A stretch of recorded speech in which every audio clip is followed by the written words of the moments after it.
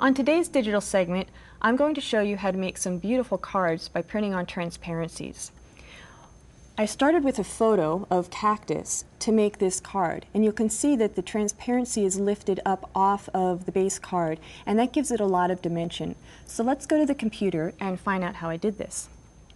I have a photo open in a Kaleidoscope software, and you can see one wedge of the Kaleidoscope here on the screen. In the upper right is a thumbnail preview, and if you click on the preview button, then you can see what that design is going to look like in a full screen mode.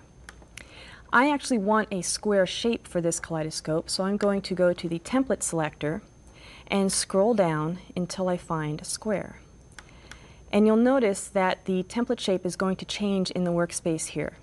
Now I can do a lot of manipulation to this photo. I can rotate it by clicking and dragging outside the boundary. I can move it around clicking on the photo itself. But in this case, to make the card, I didn't have to do too much manipulation. So this is about the position I had. If I want to see a full screen version again, I click on that preview button, and that looks pretty good. So I'm going to print that out on the transparency, just one simple kaleidoscope.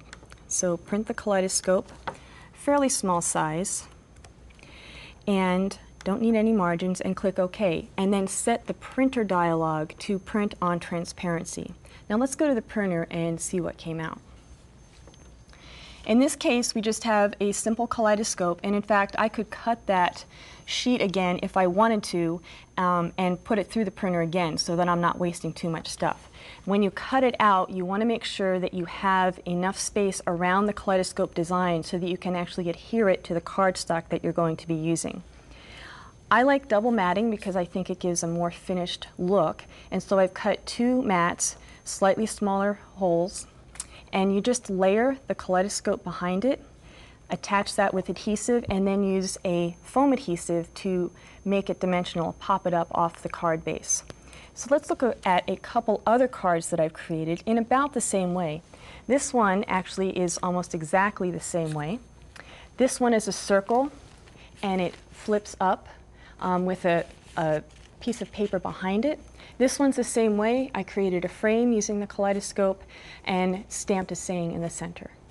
And that's today's digital segment.